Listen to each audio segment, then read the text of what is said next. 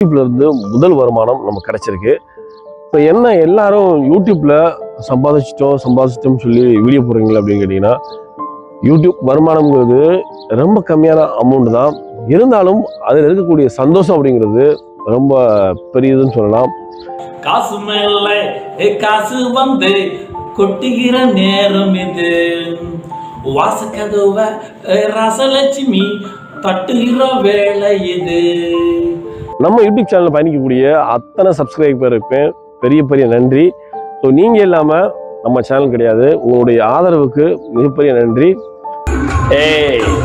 நான் 1000 வாட்டு பண்ணுவேன். இந்த பேரோட தலையெடுத்து எனக்கு பார்சல் அனுப்ப வரைக்கும் உறக்கம் இல்லை சாரே. எந்த சாரு மனசுல ஆயோ. நமக்கு இந்த யூடியூப் சேனல் ஓப்பன் பண்ண பிறகு அதற்காக நிறைய நண்பர்கள் வந்து உதவி இருக்காங்க. ஸோ நிறைய கஷ்டங்களை சந்திச்சிருந்தாலும் நமக்கு நிறைய நேரங்களில் நண்பர்கள் வந்து பார்த்தீங்கன்னா நிறைய உதவிகள் பண்ணியிருக்காங்க. கேமராவாக இருக்கட்டும், ஒரு மாதிரி பல நேரங்களில் பல இடங்களுக்கு பயணிச்சிருப்போம். அப்போ கூடவே வந்துருக்கூடிய நண்பர்கள் எல்லாருக்குமே வந்து முக்கியமான நன்றி சொல்லிக்கலாம். அது இல்லாமல் உங்களுடைய சப்போர்ட் இல்லாமல் இவ்வளோ தூரம் பயணிச்சிருக்க முடியாது. ஸோ முதல் 1000 சப்ஸ்கிரைபர் அப்படிங்கிறது தான் வந்து ரொம்ப முக்கியமானது ஒவ்வொரு சேனலுக்குமே. ஸோ அவங்களோட சப்போர்ட் இல்லாமல் நம்ம வந்து அடுத்த லெவலுக்கு போக முடியாது. முதல் பதிவில் இருந்து நம்மளுடைய ஃபாலோ பண்ணக்கூடிய நண்பர்கள் ரொம்ப முக்கியமானதை பார்க்கணும். அவங்க தான் நம்மளுடைய அஸ்திவாரம். ஸோ நம்ம சேனலுக்கு அஸ்திவாரமாக இருக்கக்கூடிய முதல் 1000 சப்ஸ்கிரைபர் வந்து ரொம்ப ரொம்ப முக்கியம். நீங்கள் உங்கள் சேனல் ஆரம்பிக்கிறீங்கன்னா உங்களுடைய திறமையை முதல்ல அங்கீகரித்து உங்களை ஃபாலோ பண்ணக்கூடிய அந்த முதல் 1000 சப்ஸ்கிரைபர் தான் ரொம்ப ரொம்ப முக்கியம். நீங்கள ஃபேமிலி இல்லாம நீங்கள என்ன செய்யும்? நீங்கள் இல்லாம ஃபேமிலி என்ன செய்யும்?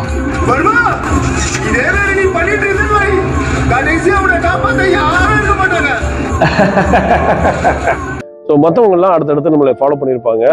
ஸோ எல்லாருக்குமே ஜீரோல இருந்து நம்முடைய சேனலை ஃபாலோ பண்ணக்கூடிய அத்தனை நண்பர்களுக்கும் நன்றி. இந்த பதிவு போடும்போது நம்மளுடைய சப்ஸ்கிரைப் அப்படின்னு பார்த்தீங்கன்னா கிட்டத்தட்ட ஒரு 59,000 59K வந்து ரீச் ஆகிருக்கோம். ஸோ எல்லாத்துக்குமே நீங்கள் தான் காரணம். முழுக்க நம்மளுடைய ஒவ்வொரு பதிவுகளையும் பார்த்து நல்ல ஒரு ஆதரவு கொடுத்துட்டு இருக்கீங்க. தொடர்ந்து உங்களுடைய சப்போர்ட் கண்டிப்பாக வேணும். யூடியூப் சேனல் ஓப்பன் பண்ணுற அத்தனை பேருமே முதல் வருமானம் வந்த பிறகு அந்த ஒரு பதிவு போடுறாங்க. அப்படித்தான் நம்மளுடைய பதிவும். ஸோ அதுக்கு முன்னாடி நிறைய கஷ்டங்கள், நிறைய சம்பவங்களை சந்திச்சிருப்பாங்க. உணவுகள் இருக்க வாய்ப்புகள் இருக்கும்.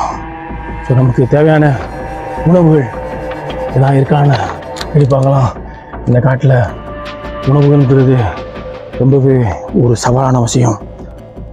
ஆட்களை நடமாட்டம் இல்லாத இந்த காட்டில் ஆடுகள் எப்படி இவ்வளோ தூரம் பயணிக்குது அப்படிங்கிறது ஆச்சரியமாக இருக்கலாம். ஏன்னா ஆட்களை விட மலைகளில் வேகமாகவும் பயணிக்கக்கூடிய ஒரு விலங்கு. ஸோ அதெல்லாம் தான் இந்த ஒரு பதிவில் நம்ம டீட்டெயிலாக பார்க்க போகிறோம். ஸோ நிறைய டிப்ஸ் வந்து இந்த ஒரு பதிவின் மூலமாக இருக்க போகிறது. பாருங்க, நீங்கள் யூடியூப் சேனல் வச்சுருக்கீங்க, இன்னும் மானிட்டைசேஷன் ஆகலை, இல்லை மானிட்டைசேஷன் ஆயிருச்சு, நிறைய பிரச்சனைகளை சந்திச்சுட்டு இருக்கோம் அப்படின்னா நிறைய டிப்ஸ் வந்து இந்த ஒரு பதிவில் இருக்குது. ஸோ நம்மளோட யூடியூப் சேனல் பார்த்தீங்கன்னா நம்ம வந்து முழுக்க இந்த யூடியூப் சார்ந்து பயணிக்கல. நமக்கு நேரம் கிடைக்கும் போதெல்லாம் இந்த யூடியூப் வழியாக நம்மளுடைய பதிவுகளை வந்து போடுறோம். ஸோ என்னோட முதல் பதிவு அப்படின்னு பார்த்தீங்கன்னா நீங்கள் பார்த்தீங்கன்னா தெரியும், போய் பாருங்கள். ஸோ என்னோட முதல் பதிவுன்னு பார்த்தீங்கன்னா தமிழ் கவிதை வந்து அந்த டைமில் வந்து பார்த்தீங்கன்னா நிறையா வந்து இணையத்தில் வந்து எழுதிட்டு இருந்தேன். ஸோ அந்த ஒரு கவிதைகளை என்னோட படைப்புகளாக வீடியோவாக மாற்றி போடணும் அப்படின்னு நினச்சி ஒரு 2012 ஒரு வீடியோ பதிவு பண்ணுறேன். ஸோ அந்த வீடியோ வந்து பார்த்தீங்கன்னா ஃபஸ்ட்டு ஒரு போட்டுட்டு அப்படியே விட்டுட்டேன். திருப்பி வந்து என்னுடைய லேப்டாப்பில் வந்து ரிப்பேர் ஆயிடுச்சு. ஸோ அதனால் அந்த கட்டத்தில் போட முடியல.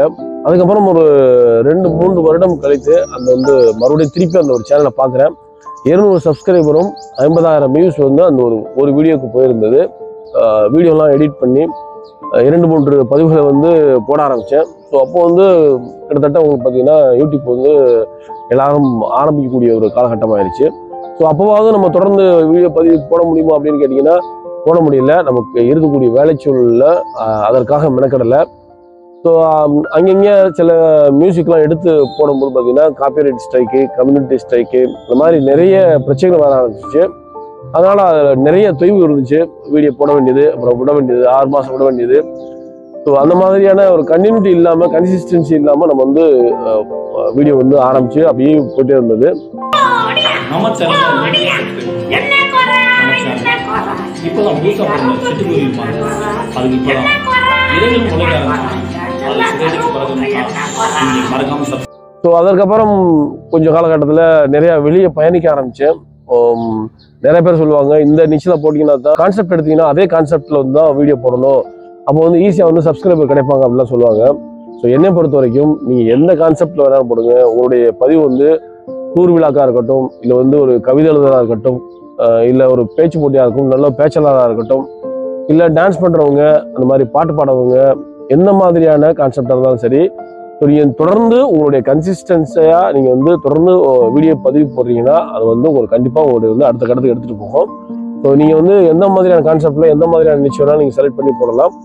ஸோ என்னோட கான்செப்ட் பார்த்தீங்கன்னா என்னுடைய சேனலில் மானிட்டைசேஷன் ஆகும் போதும் நான் வந்து பார்த்தீங்கன்னா என்னுடைய பதிவில் பார்த்தீங்கன்னா நிறைய வந்து கவிதை போட்டிருப்போம், மிமிகிரி போட்டிருப்போம். மிமிகிரி அந்த அளவுக்கு போடலாம், இருந்தாலும் மிமிகிரி போட்டிருக்கோம்.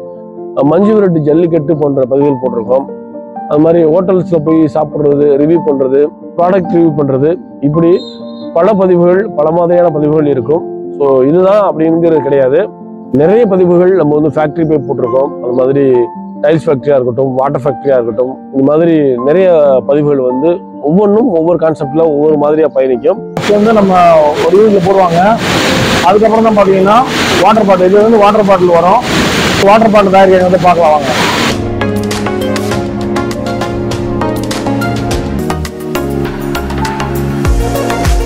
ஸோ ஆரம்பத்தில் நான் வந்து வீடியோ போடும்போது பார்த்தீங்கன்னா எப்படி வந்து வீடியோ அப்லோட் பண்ணுறது, எப்படி வீடியோ எடிட் பண்ணுறது, எந்த மாதிரியான மியூசிக் போடுறது, அப்படிலாம் நிறைய பிரச்சனைகள் இருக்கும். ஸோ எல்லாத்தையுமே வந்து பார்த்தீங்கன்னா கொஞ்சம் கொஞ்சமாக தேடி நமக்கு கிடைக்கக்கூடிய நேரத்தில் ஒன்று ஒன்றா தேடி நம்ம வந்து பயணிக்க ஆரம்பித்தோம். ஸோ யூடியூப் சேனல் ஆரம்பித்த பிறகு நிறைய தலைப்புகளில் படிக்க வேண்டிய நேர்ந்தது. அது மாதிரி வீடியோ எடிட்டிங்காக இருக்கட்டும், நம்ம வந்து என்ன மாதிரியான கேமரா எப்படி வந்து மூவ் பண்ணுறது, கேமரா எந்த பொசிஷனில் வைக்கிறது, எப்படி வீடியோ எடுக்கிறது அப்படிங்கிறது வந்து நிறையா வந்து கற்றுக்கிட்டே இருக்க வேண்டியிருக்கும். ஸோ இப்போ கூட நமக்கு வந்து பார்த்தீங்கன்னா கரெக்டான பொசிஷனில் வச்சு எடுக்கிற மாதிரி தெரியாது, அங்கங்கே வித்தியாசமாக மாற்றி லொக்கேஷன் மாற்றி எடுத்துகிட்டு இருக்கோம். ஸோ இப்படி சில விஷயங்களை வந்து நம்ம வந்து இந்த யூடியூப் சேனல் ஆரம்பித்த பிறகு நம்மளுடைய தேடுதல் மூலமாக கற்றுக்கிட்டே வர முடியும். ஸோ உங்களுக்கும் இந்த மாதிரியான அனுபவங்கள் இருக்கும்னு நினைக்கிறேன். நான் சேனல் ஆரம்பித்த கட்டத்தில் பார்த்தீங்கன்னா நமக்கு வந்து பார்த்தீங்கன்னா நிறைய ஷார்ட்ஸ்லாம் போட முடியாது, ஒரு லாங் வீடியோ மட்டும் தான் போட முடியும். ஸோ அதுக்கப்புறம் ஷார்ட்ஸ் வீடியோ போட்ட பிறகு தான் பார்த்தீங்கன்னா நிறைய சப்ஸ்கிரைபர் வந்து ஸ்டார்ட் ஆனாங்க. ஸோ அதனால் நீங்கள் ஒரு புதுசாக ஸ்டார்ட் பண்ணக்கூடிய சேனலாக இருந்தீங்கன்னா கண்டிப்பாக வந்து பார்த்தீங்கன்னா ஷார்ட்ஸ் வந்து நிறைய போடுங்க. ஒரு நாளைக்கு 4-5 கூட போடலாம். உங்களுக்கு நேரம் கிடைக்கும் அப்படின்னா புதுசாக உங்கள் கான்செப்டில் வீடியோ எடுக்க முடியும் அப்படின்னாலும் நீங்கள் ஷார்ட்ஸ் நிறையா போடுங்க. அதுக்கப்புறம் உங்களுக்கு வந்து சப்ஸ்கிரைபர் வந்து ஆட்டோமேட்டிக்காக வருவாங்க. ஸோ லாங் வீடியோ வந்து நீங்கள் போடுங்க. உங்கள் வாட்ச் ஹவர்ஸ்க்காக லாங் வீடியோ நீங்கள் போடணும். ஏன்னா ஷார்ட்ஸ் வந்து வாட்ச் ஹவர்ஸ் கன்சிடர் பண்ண மாட்டாங்க. அதனால் வந்து நீங்கள் முழுக்க லாங் வீடியோ தான் உங்களுக்கு வந்து சப்போர்ட் பண்ணும். ஆனால் உங்களுக்கு வீடியோ வந்து ப்ரொமோட் பண்ணுறதுக்கும் உங்களுக்கு நிறையா சப்ஸ்கிரைபர் கிடைக்கிறதுக்கும் ஷார்ட்ஸ் வந்து ரொம்பவே முக்கியம். ஸோ அதற்கப்புறம் முக்கியமான விடயம் அப்படின்னு பார்த்தீங்கன்னா வீடியோ எடிட்டிங்கை பொறுத்த வரைக்கும், என்னை பொறுத்த வரைக்கும் வீடியோ எடிட்டிங் சுத்தமாக ஜீரோன்னு சொல்லலாம். அதுலேருந்து நிறைய பதிவுகளை வீடியோ எடிட்டிங் மூலமாக பார்த்து அதுலேருந்து கற்றுக்கிட்டது தான் நம்மளோட வீடியோ எடிட்டிங். ஸோ நான் யூஸ் பண்ணுறது பார்த்தீங்கன்னா ஒண்டர்ஸ்டார் அப்படிங்கிற ஒரு ஆப் தான் வந்து நம்ம யூஸ் பண்ணுறோம். அது மாதிரி மொபைலில் வந்து பார்த்தீங்கன்னா CapCut அப்படிங்கிறது வந்து ஈஸியாக இருக்குது. ஸோ இந்த மாதிரியான வீடியோ எடிட்டிங் ஆப் இருந்தால் உங்களுக்கு வந்து ஈஸியாக வந்து உங்களுடைய பதிவுகள் வந்து உடனே பதிவேற்றம் செய்ய முடியும். ஷார்ட்ஸ் குறிப்பாக வந்து உங்களுடைய ஷார்ட்ஸ்லாம் வந்து அப்லோட் பண்ணணும்னு நினச்சிங்கன்னா CapCut மூலிமா மொபைலில் எடிட் பண்ணுங்கள். தேவையில்லாமல் பிசி அதெல்லாம் போட்டு நம்ம டயத்தை வேஸ்ட் பண்ண தேவையில்லை.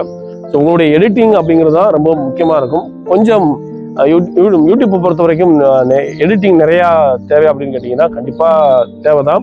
ஸோ ஓரளவு குறைந்த அளவுலாச்சும் நம்ம வந்து எடிட்டிங் வந்து தெரிஞ்சிருக்கணும். அப்போ தான் வந்து நம்மளுடைய பதிவுகள் வந்து குறிப்பாக வந்து நம்மளுடைய ஆடியன்ஸை போய் சேர்றதுக்கும் பார்க்குறவங்களுக்கு போர் அடிக்காமல் பார்க்குறதுக்கும் எதுவாக இருக்கும். அதனால் வீடியோ எடிட்டிங் அப்படிங்கிறது வந்து ரொம்ப முக்கியமான ஒரு விடயம். ஸோ அடுத்ததாக பார்த்தீங்கன்னா காப்பிரைட் அப்படிங்கிறது தான் நிறைய பிரச்சனை சந்திக்க வேண்டியிருக்கும். காப்பிரைட் பார்த்தீங்கன்னா கம்யூனிட்டி ஸ்ட்ரைக்கு, காப்பிரைட்டு, இந்த மாதிரி விஷயங்கள் வந்து நிறைய வந்துகிட்டே இருக்கும். ஸோ நம்ம ஆரம்ப கட்டத்தில் சின்ன ஒரு மியூசிக் எடுத்து போட்டால் கூட உங்களுக்கு காப்பிரைட் அப்படிங்கிறது வந்து காமிக்கும். ஸோ நீங்கள் அப்லோட் பண்ணி உடனே வந்து வீடியோ வந்து ரிலீஸ் பண்ணிடாதீங்க.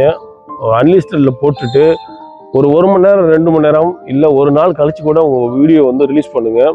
ஸோ ஏதாவது இஷ்யூ இருந்துச்சுன்னா உடனே வந்து உங்களுக்கு காமிச்சிடும். ஸோ அதுக்கப்புறம் அந்த வீடியோ டெலிட் பண்ணிட்டு நீங்கள் எடிட் பண்ணி நீங்கள் வந்து உங்களை பதிவில் மாற்றி பதிவு பண்ண முடியும். அப்படி இல்லை உடனே சில பேர் பார்த்தீங்கன்னா உடனே வந்து கோட்ட மாதத்தில் டைரெக்டாக வந்து பப்ளிக் கொடுத்து வீடியோ ரிலீஸ் பண்ணிடுவாங்க. அந்த மாதிரி பண்ணும்போது காப்பிரைட் ஸ்ட்ரைக் வர்றதுக்கான நிறைய வாய்ப்புகள் இருக்குது. ஸோ என்னோட பதிவுகள்லாம் பார்த்தீங்கன்னா நிறைய நேரம் வந்து காப்பிரைட் ஸ்ட்ரைக் கிடச்சிருக்கு. குறிப்பாக வந்து நீங்கள் வந்து கார்பரேட் ரிலேட்டடாக உள்ள சேனலில் வந்து ரன் பண்ணக்கூடிய சேனலில் வந்து வீடியோ எடுக்காதீங்க. அப்படி எடுத்தீங்கன்னா உங்களுக்கு வந்து கண்டிப்பாக வந்து ஸ்ட்ரைக் அப்படிங்கிறது கிடைக்கும். ஸோ அது மாதிரி நீங்கள் குழந்தைகளை வந்து வீடியோவில் காமிக்கிறீங்க அப்படின்னாலும் ரொம்ப கவனமாக வந்து போடணும். ஸோ எனக்கு வந்து ஆரம்ப கட்டத்தில் பார்த்தீங்கன்னா என்னோட பையன் வந்து பட்டாசு வெடிக்கும் போது அதில் எடுத்து கொடுத்து வெடிக்கிற மாதிரி இருக்கும். அப்போது வந்து ஒரு கம்யூனிட்டி ஸ்ட்ரைக் வந்து எனக்கு கிடைச்சது. ஸோ இந்த மாதிரி நிறைய காப்பிரைட் ஸ்ட்ரைக்கு, கம்யூனிட்டி ஸ்ட்ரைக்கு இதெல்லாம் வந்து வந்திருக்கு. ஒவ்வொரு நேரம் அந்த மாதிரி வரும்போதெல்லாம் ரொம்ப கஷ்டமாக இருக்கும். ஏன்னா 90 நாளுக்கு அப்புறம் தான் அந்த காப்பிரைட் வந்து போகும், அது மாதிரி கம்யூனிட்டி ஸ்ட்ரைக்கும் போகும். ஸோ அந்த நேரத்தில் எங்கே சேனல்லாம் டெலிட் ஆயிருமோ அப்படிங்கிற மாதிரியான பயம் நிறையா இருக்கும். ஸோ இப்போ கூட பார்த்தீங்கன்னா ஒரு சமீபத்தில் கிரிக்கெட் சம்மந்தமான ஒரு க்ரீன் ஸ்க்ரீனில் போட்டிருந்தோம்.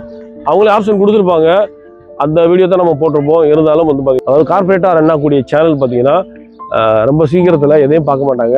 டக்குன்னு வந்து பார்த்தீங்கன்னா கார்பரேட் ஸ்ட்ரைக் கொடுத்துருப்பாங்க.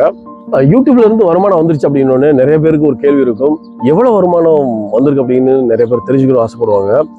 ஸோ யூடியூப்ல நீங்கள் வீடியோ போட்டு ஆரம்பிச்ச பிறகு உங்களுக்கு மானிட்டைசேஷன் ஆன பிறகு கிடைக்கக்கூடிய வருமானம்ங்கிறது வந்து நீங்கள் முழு நேரமாக பயணிச்சிங்கன்னா மட்டும்தான் நிறைய வருமானம் பார்க்க முடியும். ஸோ இது மட்டும்தான் இந்த வருமானம் உங்களுக்கு போதுமானதாக இருக்குமானா கண்டிப்பாக தெரியல. ஆனால் முழுசாக நீங்கள் இதை பயணிச்சிங்கன்னா அதுலேருந்து வரக்கூடிய வருமானம் உங்களுக்கு போதுமானதாக இருக்கலாம். ஆனால் என்னை பொறுத்த வரைக்கும் நான் வந்து ஒரு ப்ரைவேட் கம்பெனியில் வேலை பார்க்குறேன். வேலை பார்த்துக்கிட்டே இது வந்து ஒரு சைடில் பண்ணுறேன். இதன் மூலமாக வரக்கூடிய வருமானம் அப்படிங்கிறது இப்போதைக்கு வந்திருக்கிற வருமானம்ங்கிறது வந்து ஒரு சின்ன வருமானம் தான். அதனால நம்ம இதுக்காக வாங்கக்கூடிய எக்யூப்மெண்ட்டாக இருக்கட்டும், இதற்கு செலவழிச்சிருக்கக்கூடிய நிறைய அலைச்சலாக இருக்கட்டும், உழைப்பாக இருக்கட்டும், இப்போ அதெல்லாம் வந்து ரொம்ப கம்மின்னே சொல்லலாம். ஸோ இப்போ கிடைச்சிருக்கக்கூடிய வருமானம் அப்படிங்கிறது ஒரு தொடக்கம் அப்படின்னு எடுத்துக்கிட்டு நம்ம இன்னும் முயற்சிக்கணும், தொடர்ந்து பயணிக்கணும். அப்போ தான் வந்து நமக்கு அந்த ஒரு உழைப்புக்கும் கேமராவாக இருக்கட்டும், மொபைலாக இருக்கட்டும், இதுக்கான கூடிய சேனலுக்குரிய அக்சசரிஸாக இருக்கட்டும், இப்படி நிறைய செலவழிச்சிருப்போம். திரும்ப நிறைய விடயங்களை வாங்க வேண்டியிருக்கும்.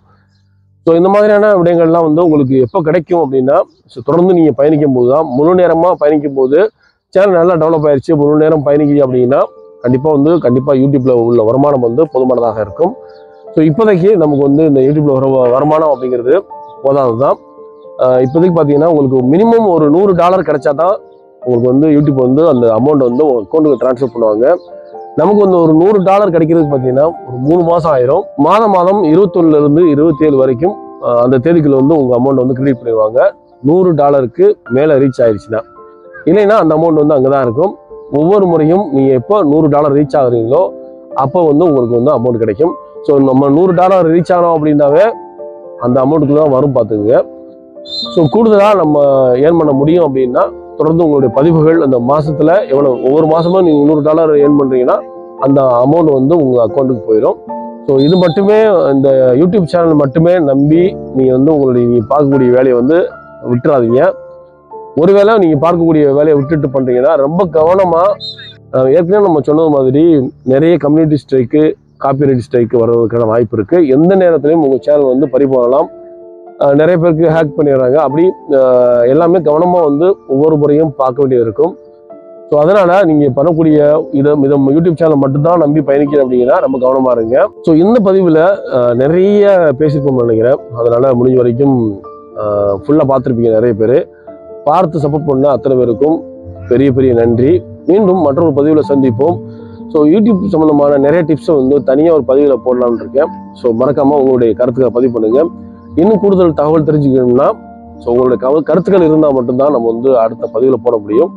உங்களுடைய கருத்துக்களை எதிர்பார்த்து காத்து கொண்டிருப்பது நான் உங்கள் ஆளினால் அல்கேட்ஸ். மீண்டும் மற்றொரு பதிவில் சந்திப்போம். நன்றி, வணக்கம்.